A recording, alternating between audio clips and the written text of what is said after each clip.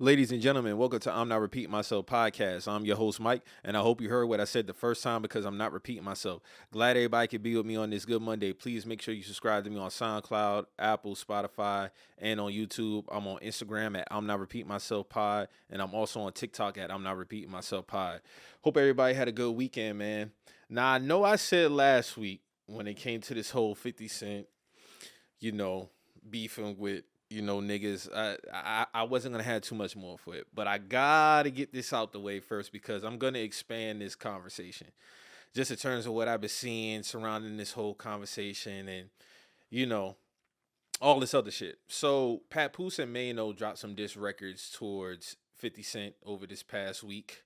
Uh, Maino dropped one called "Niggas Bleed." I believe it was kind of like a play on you know, Biggie's Niggas Bleed. I don't know if that was the exact name of the diss record, but he dropped one and Papoose dropped one as well. Now, Mano's diss record, I'm cool on it. I'm kind of cool on Mano's diss record, but I give credit to Mano because, he got in the booth. He was rapping. He wasn't posting memes. He wasn't doing no extra shit. He was just getting in the booth rapping, just like how they did I think it was like a month ago when all of them got in the booth. Him, Davies, Fab, Jim Jones, everybody. But he exclusively dropped a diss towards 50 Cent, right? And then Papoose dropped a diss towards 50. And that one was a little better. I give credit to Papoose. Like I feel like that one was better than Mano's. I already know when Papoose get on the track, he gonna rap. That's all you know him to do is just rap. If he gonna get on the track, you expect for him to get busy, and that's what he did. Him and 50 got a little back and forth going on. I guess 50 has said some slick shit about Clarissa Shields or whatever the case may be. So, of course, Papoose, he got in the booth. That's what niggas do. This is why I always told, this is why I said last week, 50, leave the rappers alone. Rappers want to rap. That's what niggas doing. Niggas getting in the booth. They don't have to have time to have meme wars, go back and forth with long captions, none of that. But like I said, Mano's diss record, it was lackluster. It was lackluster. I really wasn't feeling Mano's diss record, but I give him credit for getting in the booth and keeping it at bars. You get what I'm saying? I give Papoose credit for rapping and keeping it at bars. You get what I'm saying? So outside of that, right? So the conversation has broadened in terms of this whole situation. Now, granted, this shit is still going on, but me personally, I said, hey, listen, 50 is the type of person, man. He don't stop. He keep going. He keep going. He keep going. So if rappers want to keep rapping, so be it.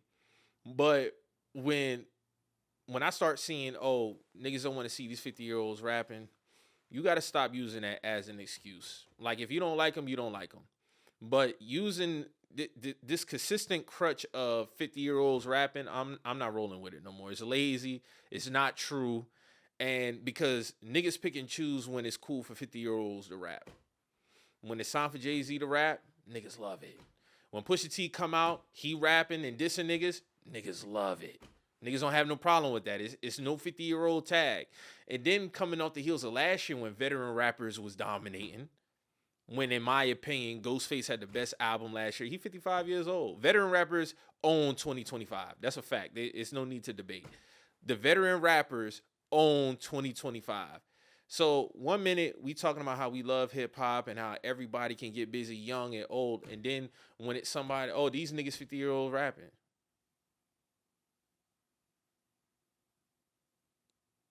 Which is it? Which is it? It's always this hopscotch shit when it comes to this rapping shit. Now, if you don't like a particular rapper, it's nothing wrong with that. But using the age thing, it's tired, man. It's tired. And also 50 also debunked that shit I was saying about how, he's stuck in the way because he done put out a couple of tracks. Wasn't really feeling them. Wasn't really feeling them.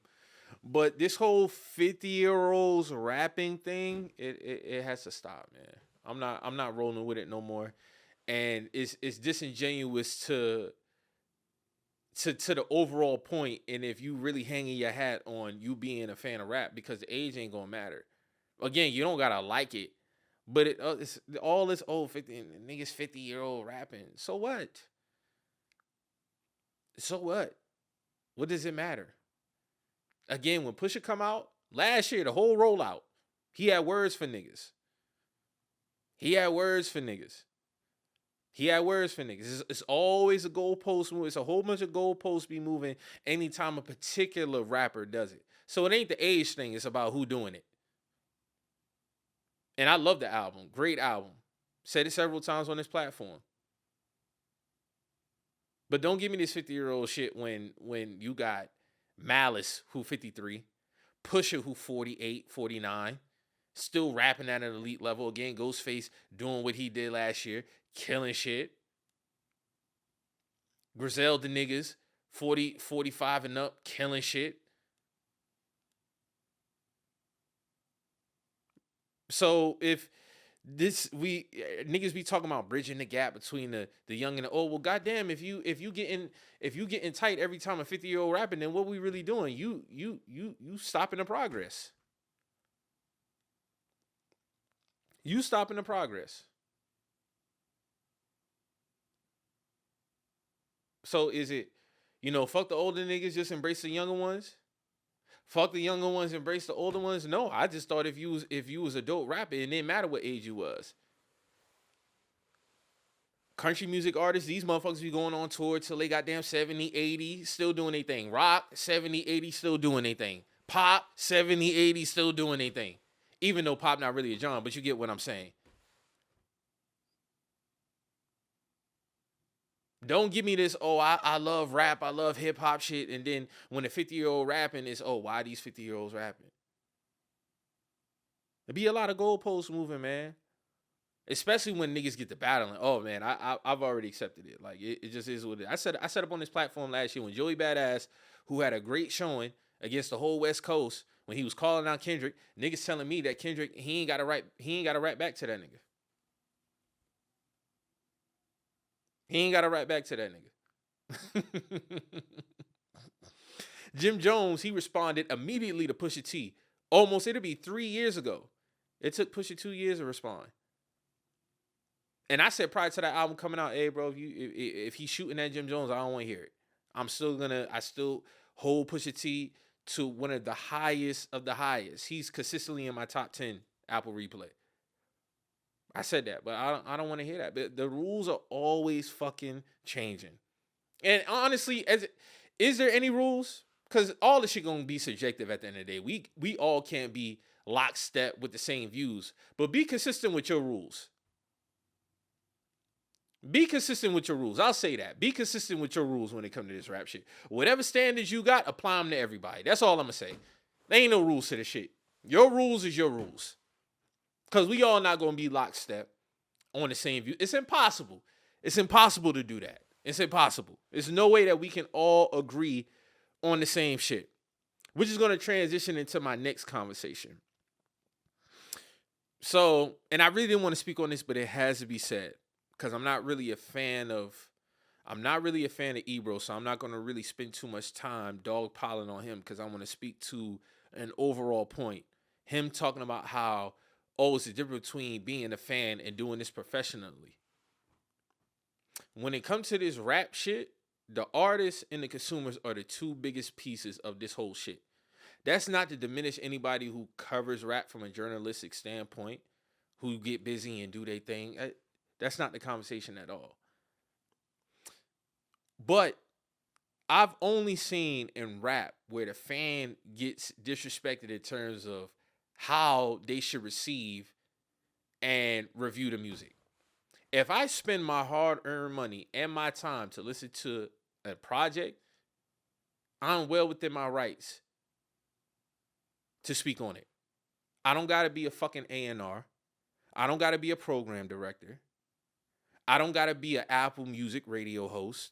I don't got to do that because it's all subjective at the end of the day. What you think might be a dope album might not be a dope album for somebody else. Now, of course, the whole conversation started because, it spiraled about Drake having a classic, whatever the case may be. Like, hey, listen, like, if you don't feel like it is, if he don't have one, okay, cool. But we all know the reasonings behind the reason why you view it the way that you do. That's just a fact. We don't got it. We got plenty of evidence on you as to why you feel that way. Because I believe Drake got a few classics.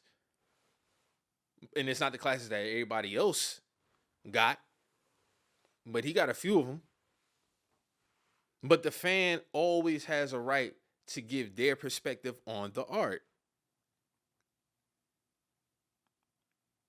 Who are you to say, oh, if you're not doing this professionally, it's a difference between no, it's just another level up.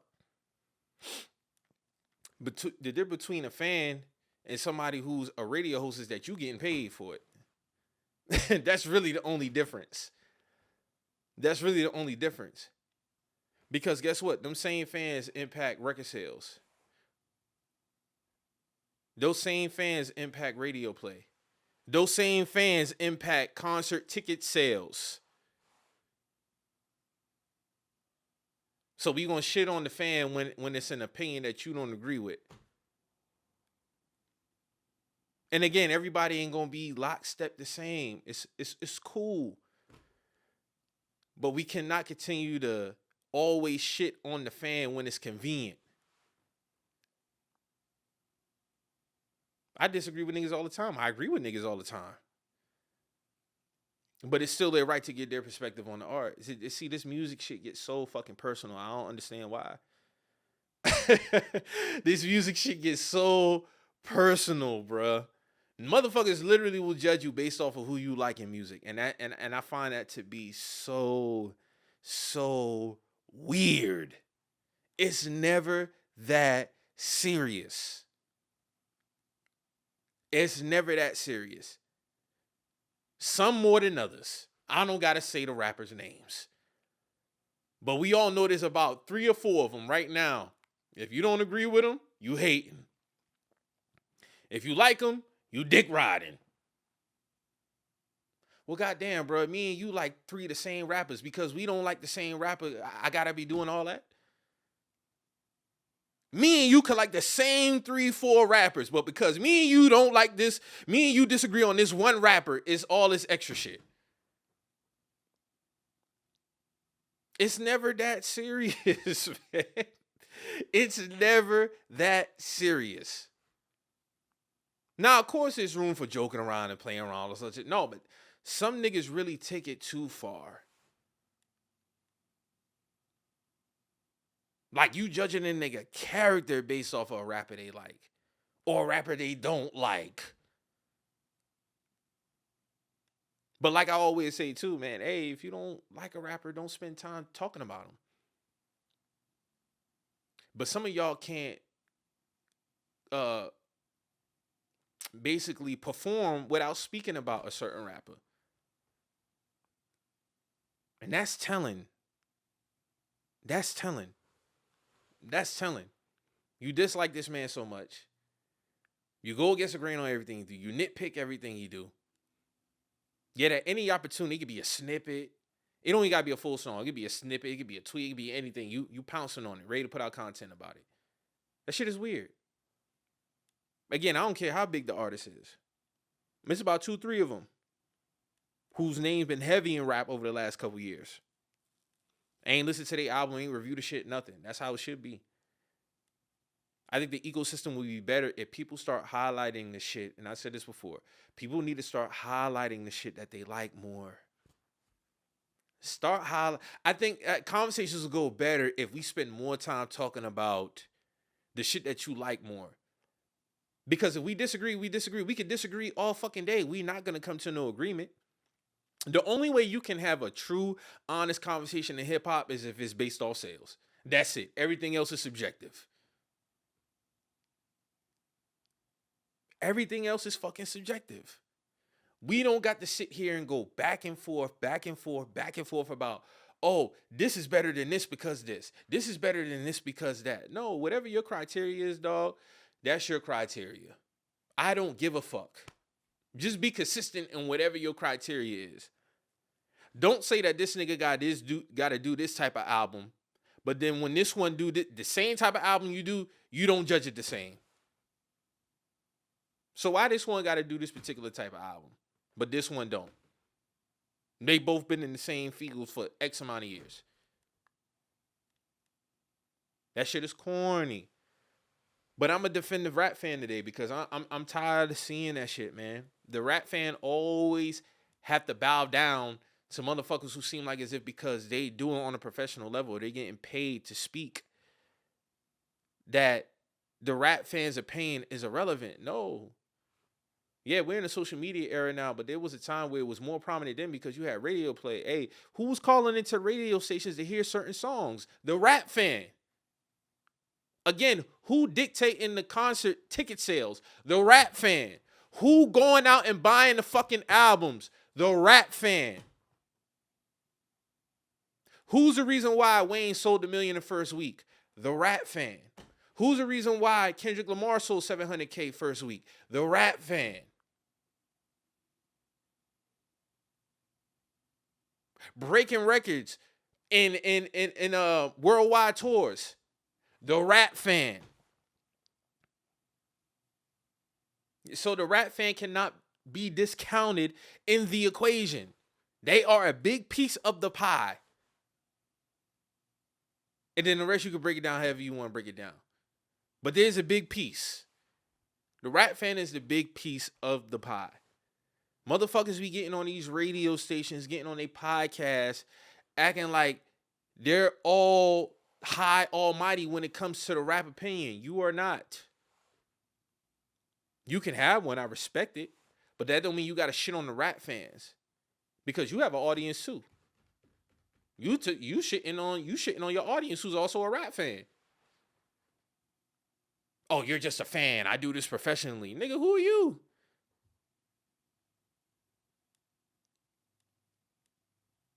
The rap fan dictates what's hot. And that's reality. Especially more so now in social media era. That's how it is. That's how it's always going to be. The rap fan dictates what's hot. Like it or not. Some people say some bullshit. Some people say some intelligent shit. Some motherfuckers say shit just to spark conversation. Some people say some shit to really, keep the culture moving. Everything is going on in this shit. What you giving your attention to? Niggas is giving attention, way too much attention to the shit that they don't like. And on purpose, because they know it's going to generate them numbers. But we know certain rappers stop rapping. It's cooked for some of y'all niggas. We seen it in real time. We seen podcasts start off the heels of the battle a few years ago. They ain't here no more.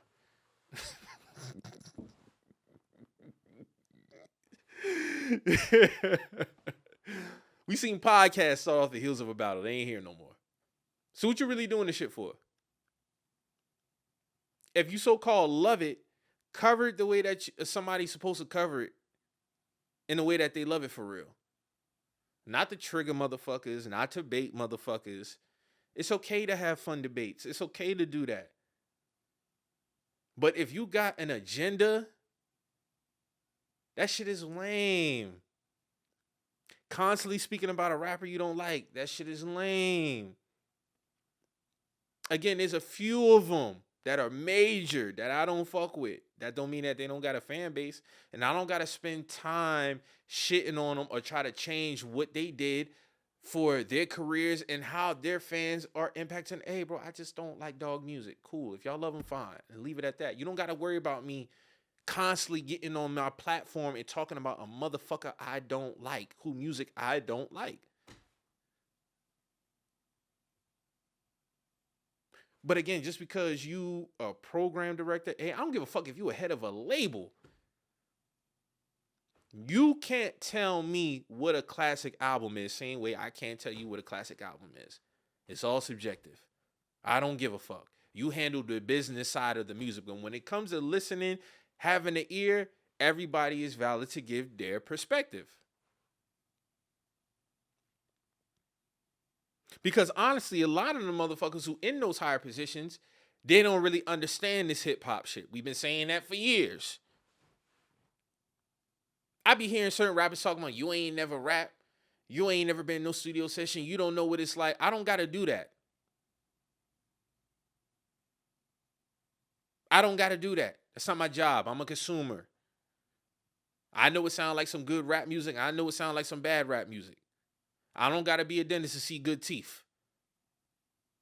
I know what some good teeth look like. I know what some bad motherfucking teeth look like. So that shit got to stop. Because as soon as the rap fans start praising you, they all knowing we all great. We great. We praising your shit. It's all love. Oh, shout out to the fan. Da, da, da. The minute the fan, you put some shit out and the fan don't like your shit, who are you? You ain't never rap. You ain't never sing. Da, da. Nigga, kiss my ass. Niggas be getting in their feelings because we not always in lockstep on the same views of music. And it's never that fucking deep.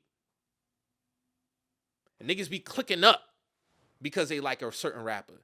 Niggas be clicking up because they dislike a certain rapper. That's dick riding. That's real dick riding.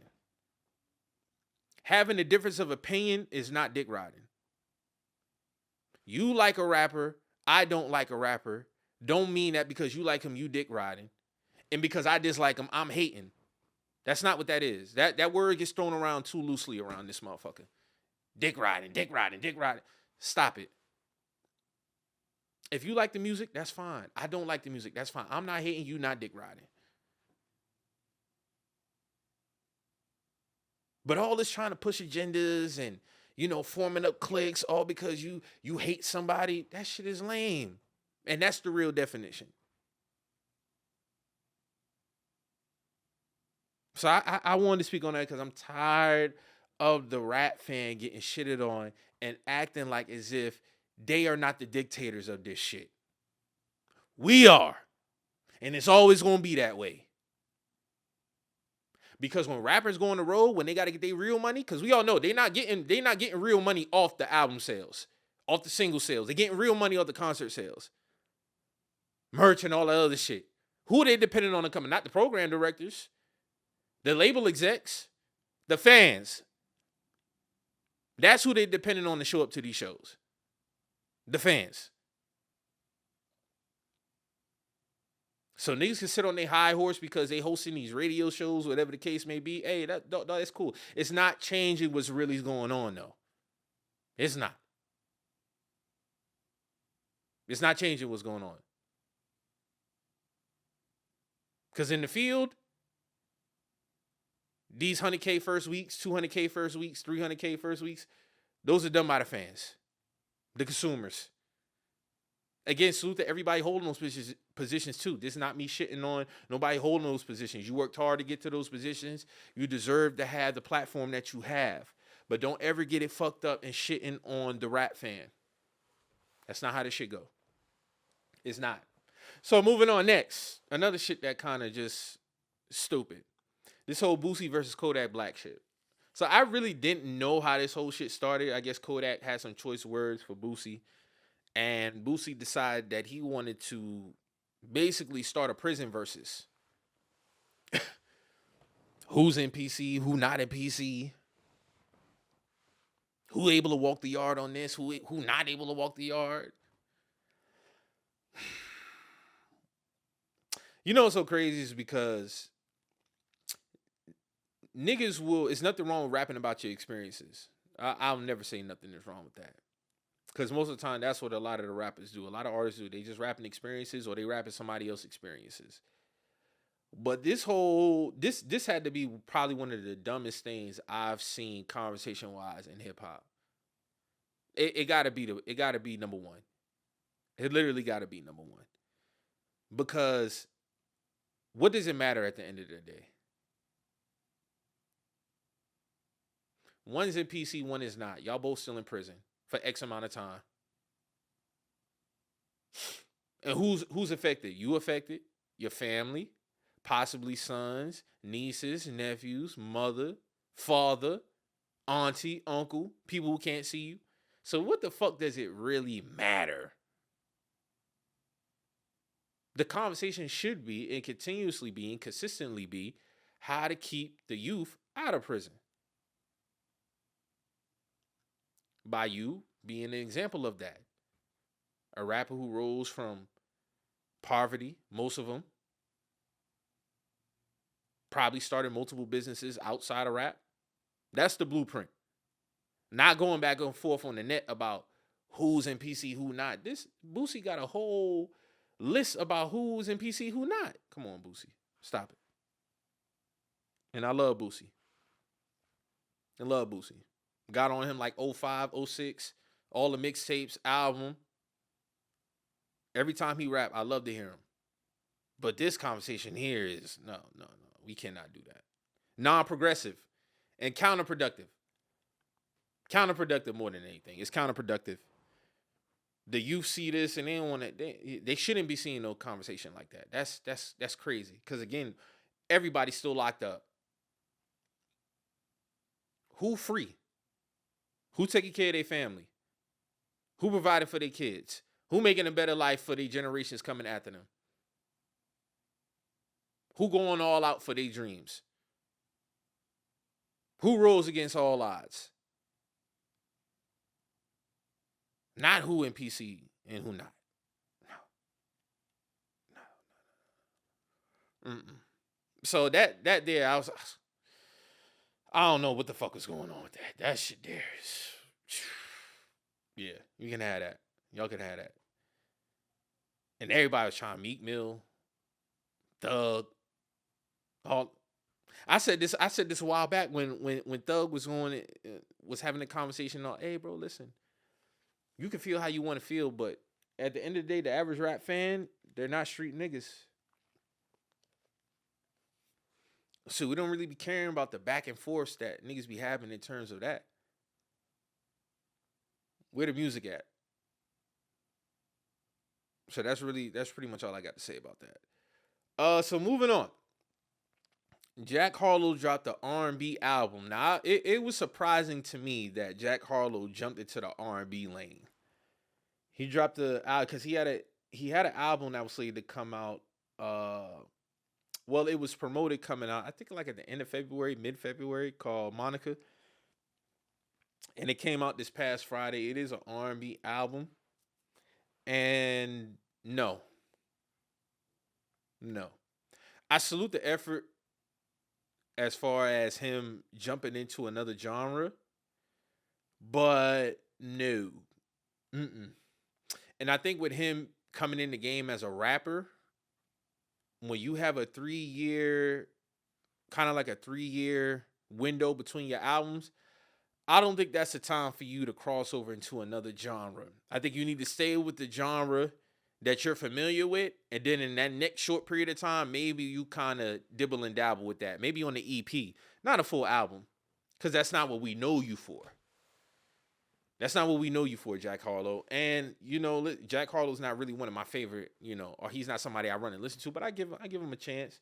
He got a couple of records he got, where it's like, okay, like he doing his thing, he rapping, but he's not really somebody that I'm going to run and listen to. But the R&B aspect of it, no. There's nothing on this album that I'm going to revisit.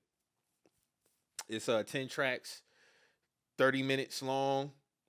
Hey, I salute the effort as far as, jumping out the window and trying something new. But as far as me listening to it, no.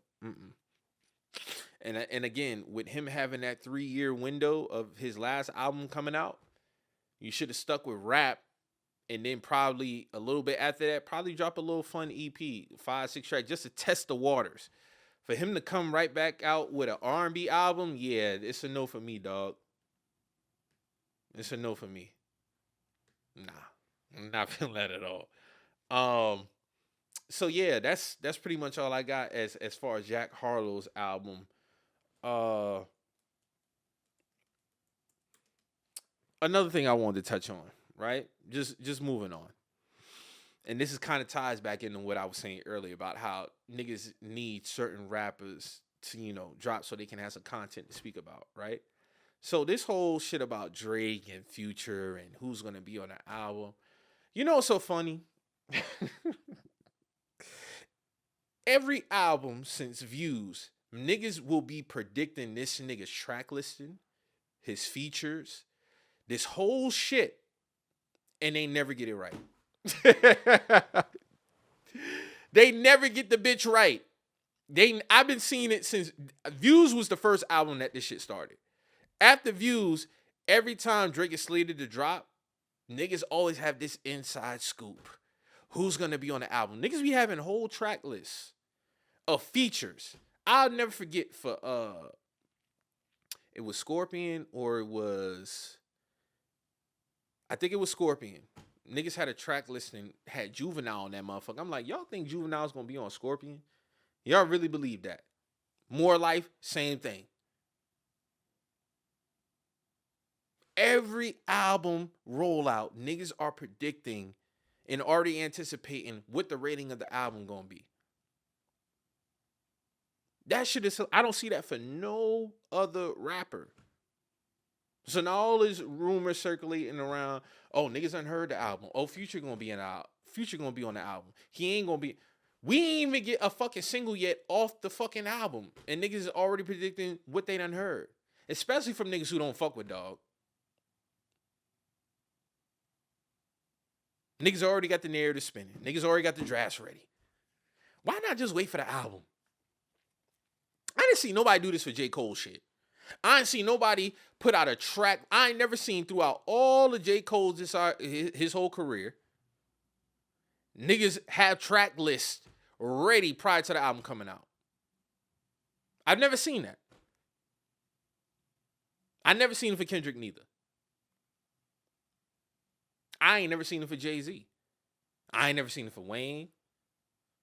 But every time this nigga get ready to drop, niggas be having track lists. Who gonna be on this? Oh, why would they do that, bro? Just wait for the album to come out and judge it accordingly. God damn. Everybody want to be a source. Everybody wants to be a source. Everybody's not a source. And nobody knows. Just wait. We ain't get a single yet. Cole gave us a single, gave us a mixtape, and I still ain't seeing niggas making fake track lists or predicting who gonna be and who ain't gonna be on there. It seemed like every week niggas is nitpicking at something to try to get ahead of the curve. That shit is tired, bro. Just leave it alone. Just leave it alone. So another fun comp that I seen. Niggas talking about Fab versus Mase. You know, who's better, who's better longevity wise, you know, who was more relevant longer. Now, in terms of that conversation, it's easily Fab. Fab has definitely been, you know, relevant longer than Mase. Mase came out, dropped 2 albums, went away for 5 years, came back, and that was pretty much it. He never really rapped after that. But Fab, he's consistently, since his first album in 01. Yeah, his first album came out in 01. He was on a couple of mixtapes prior. He's consistently put out work, whether it be albums or mixtapes. Now, Fab has a reputation of himself of having better mixtapes than albums. But as far as the totality of work, it's night and day in terms of the work output in terms of Fab and Mase. So honestly, in terms of longevity and relevancy, that has to go to Fab. Now, in terms of who's a better rapper, I'm telling you right now, I'm biased. I'm going with Mase. If you're getting Mase and Fab on the same record, I'm going with Mase. Mase is one of my favorite rappers of all time. Everybody knows how I feel about Harlem World, the album. So if Fab and Mase are getting on a record, I'm going with that nigga from Harlem. Best rap out of Harlem, in my opinion. I'm going with Mase. But in terms of the longevity and the relevancy, yeah, you got to tip the hat to Fabulous on that one all day. I honestly don't even see how that was a comp. I can see it from a rap standpoint, but just as far as, you know, albums and mixtapes and just putting out work, yeah, that you got to swing the pendulum to Fab on that one. I didn't think that was something that would be debatable, honestly. I didn't see that as something that would be real debatable. But salute to Fab, salute to Mase. If Fab and Mase get on the record, I'm expecting Mase to outperform Fab. That's just me. But salute to Fab. Fab at a time was one of my favorite rappers. He really was, especially in between that, you know, that 09, 2013 time frame, especially when he was dropping the soul tapes. When he was dropping the soul tapes, There's No More Competition, all that shit in between 09 and 2013. Yeah, Fab was killing shit. He was killing shit. Especially that There's No More Competition and soul tape series. Oh man. Getting busy. So salute to both of them. They're both legends in the rap game. But yeah, I'm rolling with Mason Bethel on that one. Next up, get into some sports news. So you know what's so crazy? Shout out my nigga Jordan, man. I was really debating on if I was gonna talk about Bam's 83-point performance. I don't fake the funk. I don't get on here and bullshit. If you a new listener, one thing you never gonna get from me is some bullshit. And if you already here, you already know how I give it up. I'm not a fan of Bam's game. Never been. I never liked this game. I never looked at him as an all-star player. Consistently throughout his career, he's just been cool to me. He's not somebody, in my opinion, who moves the needle. I think I think his ceiling has been a good player. And I think throughout his career, he's been average. That's just my honest opinion. But I have to do my due diligence and speak about this 83. And honestly, I don't have much for it. I don't. I can't sit up here and fake it. I can't fake it. I don't like the 83-point game. It was a hard watch. 43 free throws is fucking ridiculous. And that fourth quarter was some of the worst display of professional basketball I ever seen. 31 points in the first quarter, that's cool. You're getting busy. That second half and that that fourth quarter, abysmal. Hard watch. It's getting to a point, and it's shameless. It was shameless basketball. We just gonna keep it a buck. I'm not gonna sit here and sugarcoat, because I really sat back and I rewatched it. I tried to like the performance. I couldn't. I'm not rolling with the 83 is 83. It's not. Yeah, it's on the books, but context matters. That free throws is ridiculous. Purposely fouling the other team so y'all can get the ball back.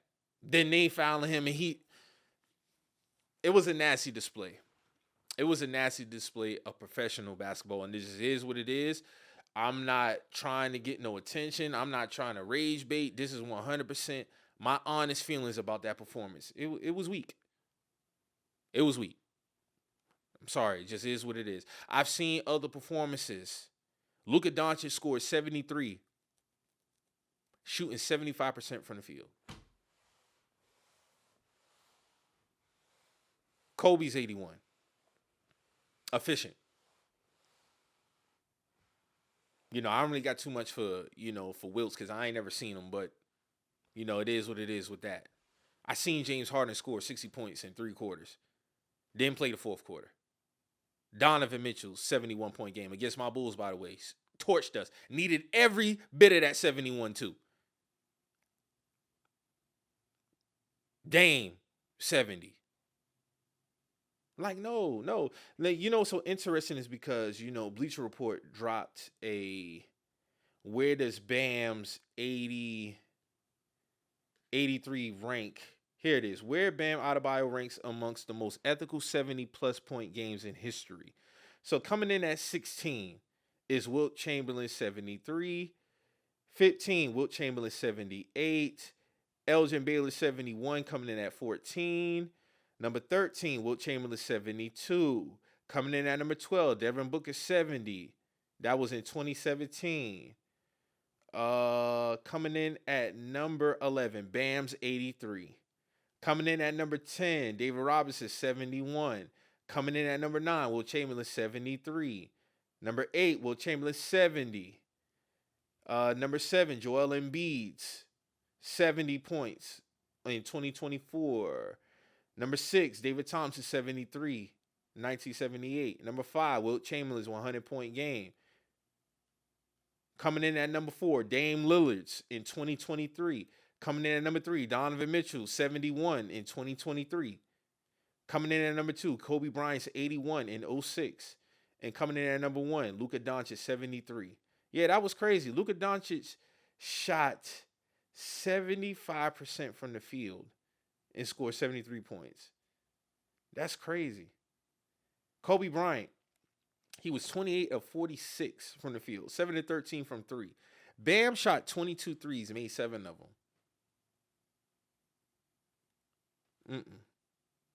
No. Like Joel Embiid, 70 points, 21 and 41 from the floor, 1 and 2 3-pointers, 21 and 23 free throws. Come on, man. I'm sorry, it's just different. Let's go to Dame. Dame, He was 22 of 38, 13 of 22 from three, 14 of 14 free throws, 71 points in 39 minutes. Donovan Mitchell, 71 points, 22 of 34 from the field, 7 of 15 from three, 20 of 25 free throws. No, I'm sorry. And even with so with Bam, and again, it's just me being honest. Niggas ain't gonna like it. It is what it is. 20 of 43, 7 of 22, 36 of 43 free throws. That's crazy. And again, just visualizing it. No. That was just a nasty display of basketball, dog. That was a nasty display of basketball. So crazy is because we sit up here and we have these conversations. When it's most of the time when we see high scoring performances, it's from niggas who get buckets, and I can't discount that. Like that matters. That matters. Let me go ahead because I got it. Hold on. Like this is a little bit of the respect factor when I factor in all of this. Hold on. Let me go. For his career, he averages 16 points a game. He averages 16 points for his career. His highest points in the season is 20 points. So, like, if somebody was to tell me Luka probably scored 83, I believe it. James Harden, I believe it. Donovan, I believe it. Dame, I believe it. KD, I believe it. Booker, I believe it. It's about 15 names I'm gonna get to before I get the Bam in terms of who scored that 83. But the efficiency, the way they was going about it, hey, bro, I can't. Nah, that was nasty. That was nasty. That was nasty. It is what it is, and I'm just keeping it a buck. And I know context matters. It's shit. I wasn't a big fan of Kobe's 60-point game his last game, but people say it's his last game. It's Kobe Bryant. He going out like that. Niggas saying 60 is 60. That man put up 50 shots. So trust me, I'm not biased, even though I'm not a fan of Bam's game. If he was getting it how he was getting it, I would have saluted it. But no. I'm sorry, bro. Sorry. It just is. I can't bring myself to really honor it like that. I can't. I tried to like it. I watched the shit back. That was just a nasty display of basketball. It just was. Man. I ain't got not much for that, but it is what it is, man. So this MVP talk, right? Because I've been seeing dudes. Last Wednesday we had a great game between the Thunder and Celtics. SGA had a game winner. He done had a couple of games where he either had a game winner or he had a go ahead field goal late, and it's really been added to his resume as far as MVP. Now, and let me say this: as far as an MVP, I do believe, based off of where they're standing right now, how SGA is performing, the Thunder are 52-15. They are 52-15. Yeah, correct. SGA is averaging 31 points, 4 rebounds, 6 assists on 55% from the floor. That's insane. This is about to be his 4th year in a row, averaging 30+ on 50+% shooting from the floor. That's insane. That's alien shit. And also, I will never allow niggas to treat 50% shooting from the floor like that's normal. It'll never be normal. That's alien shit. But I've been seeing the conversation kind of circle around it being unanimous. It ain't unanimous. It ain't. I got SGA winning MVP, but other players can get first place votes. Those other players being Wemby and Luka. But it's not unanimous. When we start talking unanimous is we've only had one, but we could have had some others if it wasn't for one vote. So, yeah, technically by the books, we only had one unanimous season, Steph Curry. But we all know we could look at some other seasons where it's like, yeah, bro, it wasn't even close. And usually those conversations are had earlier, like around January. Like, hey, bro, by the time January, February get here, yeah, bro, wrap this up. This is unanimous. This not that. SGA is having another all-time year, but you can't look at what these other guys are doing. Luka Doncic is averaging, he's leading the league in scoring. He's averaging 32, 8-8 on 47% shooting from the floor, and the Lakers are the 3rd seed. So somebody putting up that type of stat line, especially with the seeding that they have, it can't be unanimous. Victor, he's averaging 24 points a game, 11 rebounds, 3 blocks a game, shooting 50% from the floor. The Spurs are currently the 2 seed in the West, and they beating the Thunder every game this season. It can't be unanimous. It can't be unanimous. And again, I do have SGA winning MVP, but I think niggas really start running with terms that they don't really understand. Like, this shit ain't unanimous, dog. It ain't. So, Victor and Luka could get some first place votes, and they deserve to have the conversation. Jaylen Brown was having a great year, but He's still having a great year, but the Boston Celtics kind of like fell off in terms of the seeding. But Jaylen Brown definitely at a time he deserved to have, MVP conversation talks. Cade Cunningham too. So I don't want to leave those guys out because Jaylen Brown has been having a great year and he deserves to have his MVP. But, as of late, SGA kind of been separating himself from him. But Jaylen Brown and Cade at a point during the season was definitely getting MVP nods. And it can't be unanimous if those guys are getting MVP nods as well. It doesn't go like that. Like Jaylen Brown, he's having an outstanding year, averaging 28.7 rebounds, 5 assists, 47% from the floor. Cade, I spoke on Cade earlier this year as well. Let me go to it. They're currently number 1 seed in the East, by the way, doing their thing.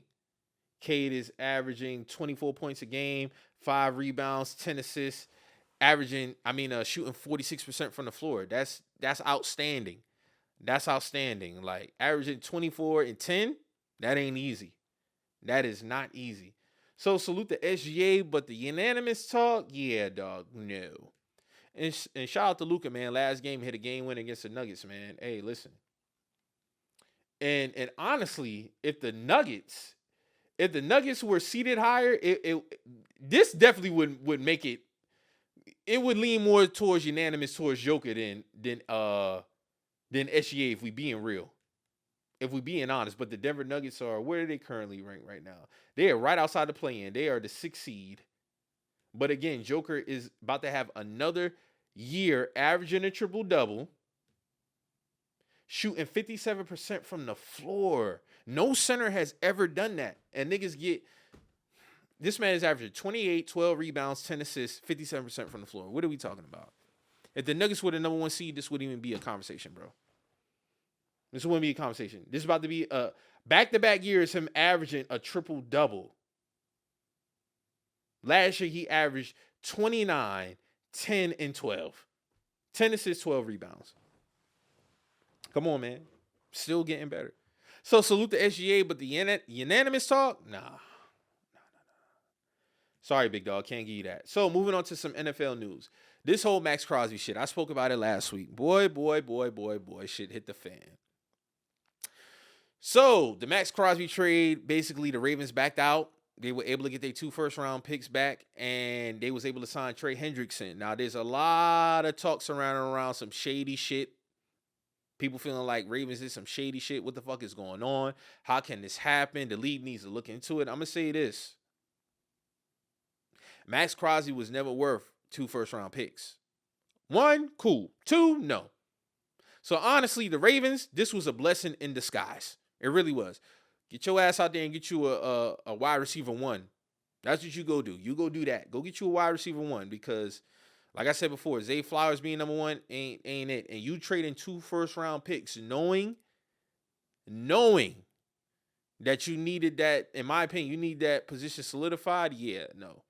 He was going to have to go super crazy over the next 2, 3 to make up for that. But you was able to get Trey Hendrickson and your 2 first-round picks back. Hey, I'm not mad at it. Now, how it was done, it's all the speculation about who, when he went and did his physical, it was things that, they were expecting him to do. Now, they didn't know that he was coming off injury. He just had surgery.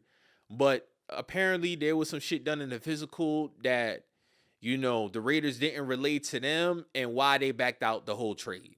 People are saying, hey, man, once you agree to a trade, man, that's it. You can't renege, all this other shit. But if the Ravens saw something in his knee or whatever the case may be that went beyond the surgery and that will push his timetable back, hey, I'm not mad at them. Again, I think it was a blessing in disguise because you should never give up 2 firsts for the man anyway. And I think Maxx Crosby, he's better than Trey Hendrickson, but it's not a huge drop off. So you get Trey, you get 2 first-round picks back. Hey, man, it is what it is. It is what it is. But that was crazy. That was crazy when I seen it. And I was like, hey, man, I honestly think, now some people say that they got cold feet. Hey, I believe that. Whatever happened in that physical, I wasn't there. I'm just going off a report. So whatever the case may be, they was like, yeah, bro. Like, people are saying the Ravens have never traded a first-round draft pick before, so they got cold feet. Possibly could be the case, but I think the Ravens came up great in this. And I think long-term, this is going to benefit them. As far as Maxx Crosby, hey, hopefully he gets back right, does his thing, because, man, he done had to change up some IG captions and posts over the last couple of days. It's been crazy. He's ready to get back to Vegas and get busy for the Raiders. Salute to the Raiders for still agreeing to the free agency terms that they did with the other players, which that's another big factor in this, too, in terms of why a lot of people are not liking what the Ravens did with this, because it could have potentially fucked up the free agency signings, not only for their team, but for other teams as well in terms of this whole trade. And that does matter, but that's up to the league to investigate and look into. But the Ravens, they did good. The Ravens did good on that. I'm not going to lie. But if the league steps in and say, hey, bro, we going to have to do something about this, I'm not mad at that either. Because if you agree to a trade of that magnitude, you're going to have to stick to your guns on that. If I'm putting myself in the league shoes, you're gonna have to stick to your guns on that, bro. Nobody told you to go out there and offer 2 first-round picks for him. You knew what his injury status was prior. So hey, if the Ravens are saying there was some shit that went beyond that, they brung in their 6 doctors, whatever the case may be. It is what it is. Salute to my Panthers, man, for making major moves. The Panthers have been having a great free agency. Signed Jalen Phillips. Signed Devin Lloyd from the Jaguars. Finally getting our linebacker spot solidified. Getting some edge because God knows we need some edge help. We need some edge help. So salute to Dan Morgan for getting out there and getting busy as far as my Panthers and making moves. We just signed a tackle from Green Bay to a 1-year deal because we definitely been hurt as far as the tackle position. We actually had a tackle retired. But salute to Dan Morgan. Dan Morgan has been making some great moves. He's done a great job so far as being the GM. He knows what it takes. He knows what we need. And I'm interested to see how we tackle the draft. We usually always draft well. Free agency is where it's kind of like, But with Devin Lloyd and Jalen Phillips, hey, we be getting busy, man. We be getting busy. Kyler Murray, he's with the Vikings. I'm going to be real, man. That 2020, 2021 Kyler Murray is no longer there, man. It's not. Kyler Murray just ain't it. He's just not that guy. I don't believe he's going to elevate the Vikings. I have no problem getting on here like I do with anybody else is saying I was wrong. But I just don't see it. I don't see it. Even with him having Addison and Justin Jefferson, I think it'll be another situation where it's like, hey, man, Kyler just is who he is. Came out the gates. He had a pretty good, damn near a Pro Bowl year 2021, but he has never seen them heights again. He just has never seen those heights again. And I can't bring myself to, just because he's with the Vikings now, that's going to change. No. I think Kyler just is who he is, man. And that's just what it's going to be. Tua, he's with the Falcons. My God. Release Kirk Cousins. Still got Michael Penix. You got 2 left-handed quarterbacks who can't stay healthy. And you know how bad you got to be for the Dolphins to eat a $90 million dead cap hit? They wanted no parts of you. And I said it a few years ago, they should have never paid him that money, but they was in a situation where it was kind of like it is what it is. But I don't think Tua is ever going to get another starting job in the NFL. He just ain't it. He just ain't it. The Packers, they kind of revamped their whole front office. They got basically Green Bay people in their front office. So they went and got Willis from Green Bay. I'm interested to see how that's going to pan out. I think they gave him a 3-year deal. I think they gave him a 3-year deal. Let me see. Yeah, he signed a 3-year deal for 67 million. Um, he will get 45 of that guaranteed. It's going to be 22 a year on average. So salute to him. I know there was rumors about him seeking like 30 million. I'm like, come on, bro, stop. You ain't had that many starts. But this looks like a potential to be either a bridge guy or if he outperforms his contract, then being the guy. Because we all know the Dolphins just need a guy. I said it prior to the season that, their head coach wasn't the reason why they was in the position they was in. He got fired. He's with the Chargers now. So hey, it is what it is. It is what it is. Nothing else major as far as free agency news in the NFL. It's still kind of early. Still got to see what happens with George Pickens and his whole situation with Dallas. But yeah, it's nothing else major as far as that. The draft is next month, so we just gotta wait to see. Just gotta wait to see how that whole thing is gonna pan out. The Bears have been making some moves too. They've been having a dope year as far as the free agency. So just gotta see how it all pans out for them as well, man. But that's pretty much all I got for this week's show, man. I want to thank y'all for tapping in with me, checking in with me per usual. Y'all continue to get out here, chase some goals, stop procrastinating, get busy. Don't let a bad day fuck up your whole progress.